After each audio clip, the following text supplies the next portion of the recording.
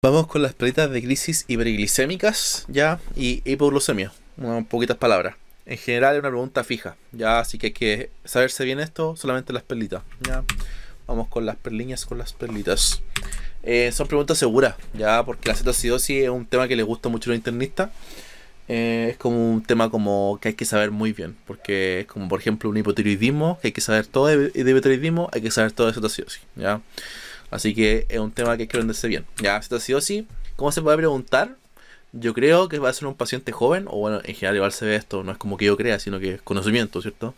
Un paciente joven con autoinmunidad, ya normalmente un debut de tipo 1, la cetoacidosis, ya. Por ejemplo, un paciente que tiene vitiligo, que tiene celiaquía, que tiene otras cuestiones, hipotiroidismo, anda a saber tú.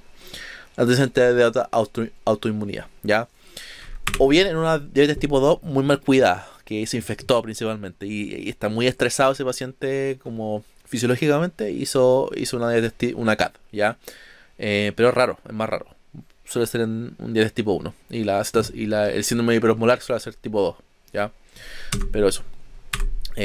Clínica de la cetoacidosis, normalmente vienen como con pacientes jóvenes con mucho compromiso de conciencia, con respiración de Kussmaul, ¿cierto? Que ventila mucho, ventila rápido, rápido y mucho, para finalmente botar la acidosis y los hidrogeniones por vía respiratoria, náuseas, vómitos y mucho dolor abdominal difuso, ¿ya? De las pocas causas de abdomen agudo no quirúrgico es la cetoacidosis, el dolor de la cetoacidosis abdominal, ¿ya? Y se puede resolver sin cirugía. Y va a estar muy deshidratado ese paciente. Va a estar muy deshidratado porque probablemente antes de esto ya tenido las 4P, ¿cierto? Las 4P de la diabetes, que ya estaba orinando mucho, con mucha sed y todas esas cuestiones, ¿ya? Y bueno, como le dije anteriormente, puede estar asociado a otras autoinmunidades. Así que siempre hay que ir a buscarla. En casos de que la encontremos en pacientes jóvenes, siempre pensar en cetoacidosis, ¿ya? ¿Cómo se diagnostica la cetoacidosis? Hay que pensarle por el nombre, pues, cetoacidosis diabética. Ceto de cetonas, cetonas positivas. Normalmente se hace en sangre, aunque también se puede hacer en orina. Y en sangre se mide el beta hidroxibutirato, ¿ya? Que es como el principal cetona que se produce en estos casos, que estar arriba de 3, ¿ya? Acidosis, acidosis, ¿ya? Que se define como pH menor a 7,3. Igual como en un paciente como muy como Kussmaul, yo creo que es mejor tomarle gases arteriales, porque igual como que puede tener algo respiratorio por ahí, pero igual se le pueden medir los venosos, ¿ya? Acidosis metabólica, ¿ya? ¿Por qué metabólica? Porque hay que tener el bicarbonato bajo, menor de 15, ¿ya? Y diabetes, bueno, glucosa más de 200, ¿ya? Antes se decía que 250, pero ahora se usa tanto el ISGLT2 que, bueno, acuérdense que pueden hacer acidosis euglucémica por el mecanismo de acción que tienen, ¿cierto? Que tienen como un umbral de glicemia. El manejo son 4 pilares, ¿cierto? El agua, el potasio y la insulina. En orden, ¿ya? En orden. Porque el agua siempre va, el potasio y la insulina depende, ¿ya? Así que vamos a ver. Y después la búsqueda de por qué le dio una cetoacidosis. Porque hay que ver por qué, no viene porque sí, ¿cierto? Los fluidos, bueno, se suele describir como 100 cc kilos al día. Normalmente 7 litros ya al día.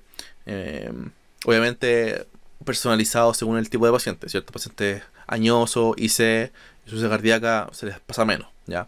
Pero a los pacientes jóvenes, que van a ser la mayoría, se les pasa 1 o 2 litros en una hora, ¿ya? Normalmente con 2 litros igual andan bien, porque es un riñón bueno que soporta alto volumen, así que vámonos. Se les pasa 2 litros en primera hora porque son pacientes que están muy deshidratados, ¿ya? Mucho déficit de BEC, ¿ya? Y después vamos al potasio, ¿cierto? El potasio siempre hay que chequearlo antes de la insulina, ¿ya? Antes de darle la insulina. Si el potasio está bajo, menos de 3,3, se pospone la insulina, ¿ya? Porque acuérdense que la insulina es una medida hipokalemiante. Así que si bajamos el potasio, le vamos a hacer cagar el corazón, le va a dar una arritmia y lo van a matar. Y lo van a matar antes que la cetocidosis. Así que, bueno, siempre el potasio antes de la insulina. Y como es caso de que tenga el potasio bajo, ¿cómo lo repongo? Una manera fácil es al fluido que le están poniendo desde el principio, ¿cierto? Este típico litro o 2 litros en una hora. A este líquido le ponen el potasio, ¿ya? Le ponen 2 ampollas de KSL el 10%. Y vamos bien, ¿ya?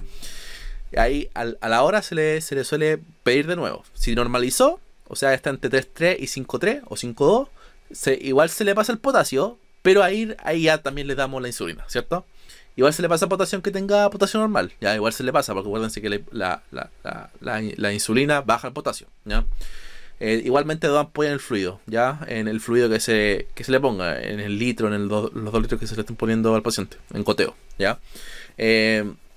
Y si tenemos un CBC o hay disponibilidad de catéter de presión central, se le puede pasar de 3 a 4 ampollas. Ya se le puede pasar más concentración de potasio. No más rápido, pero más concentración. Y si hay hipercalemia, más de 5,3 o 5,2, depende de donde lo lean, se le pasa la insulina sin potasio, porque la idea es bajar ese potasio, ¿cierto? Porque la hipercalemia nunca es buena. En cuanto a la insulina, ¿cómo se da? Se da un bolo endovenoso de 0,1 unidades por kilo, más una VIC endovenosa también. Ya, de la misma dosis, 0,1 unidades kilo por hora. ¿Ya? ¿Cómo se prepara esto? 100 cc de fisiológico con 100 unidades de insulina. Queda 1 a 1 y se va ajustando la VIC. ¿Ya? Hasta la glicemia de 250. ¿Ya? Una vez que se llega a glicemia de 250, se cambia el fisiológico por glucosado al 5% y se hace el traslado subcutáneo con ajustes según un esquema, ¿cierto? Eso hay que saber de la insulina. Y el control es cada 1 hora con paraclínico, es decir, con glucemia, con cetona, con gases venosos. ¿Ya? Ese es el control. Los criterios de resolución para la cetoacidosis, bueno, de nuevo pensar en la CADPO, ¿cierto? Que no tenga cetonas, que se le corrija la acidosis, menos de 7,3 de pH, y que tenga glicemias normales, o por lo menos menos de 250, que no tenga como glicemias diabéticas, ¿ya? Esos son los criterios de resolución para la cetoacidosis. Y hay que buscar la etiología de por qué hizo una cetoacidosis. Se infectó, debutó como diabetes tipo 1, se deshidrató mucho. En general igual es bueno llamar a un endocrino porque probablemente son una diabetes tipo 1, ¿ya?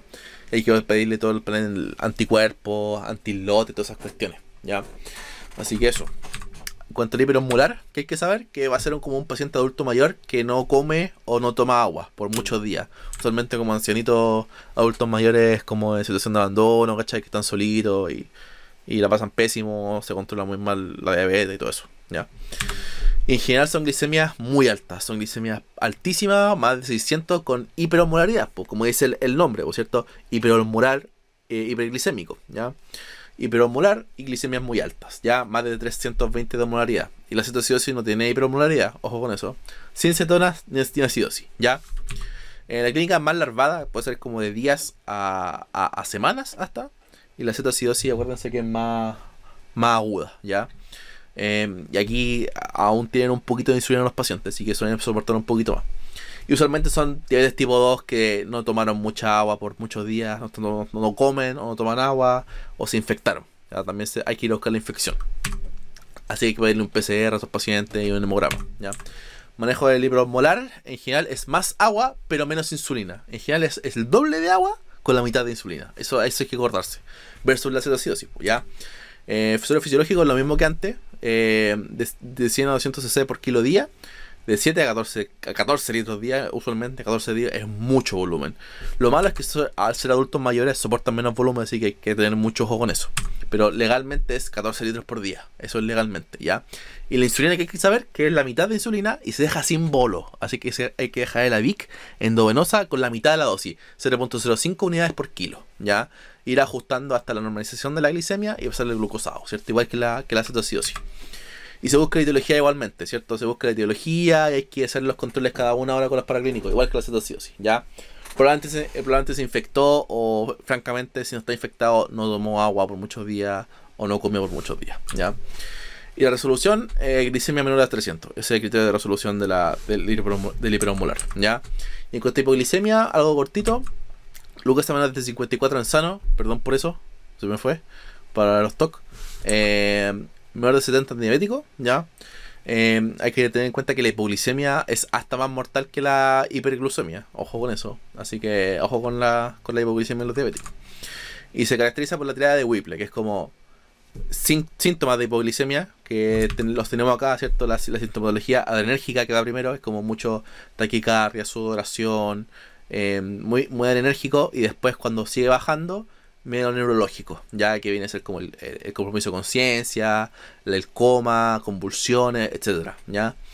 Y bueno, los signos de hipoglicemia, que es una glucometría baja, ¿cierto? Un signo vital, finalmente. Y la resolución del cuadro espontánea post dar azúcar, ¿cierto? Se le pasa cuando le damos azúcar. El manejo en paciente consciente es puta darle azúcar. Un juguito estos chiquititos en caja o 3 cucharaditas de azúcar chica, ¿ya? Y en paciente inconsciente o sin vía oral disponible, les damos 15 gramos de azúcar. ¿Y cómo? En 3 ampollas de glucosa al 30 y rebalar en 15 minutos. Se puede repetir. Y en paciente que es muy refractario, pasarle un glucagón, ¿ya? Eso es con hipoglicemia.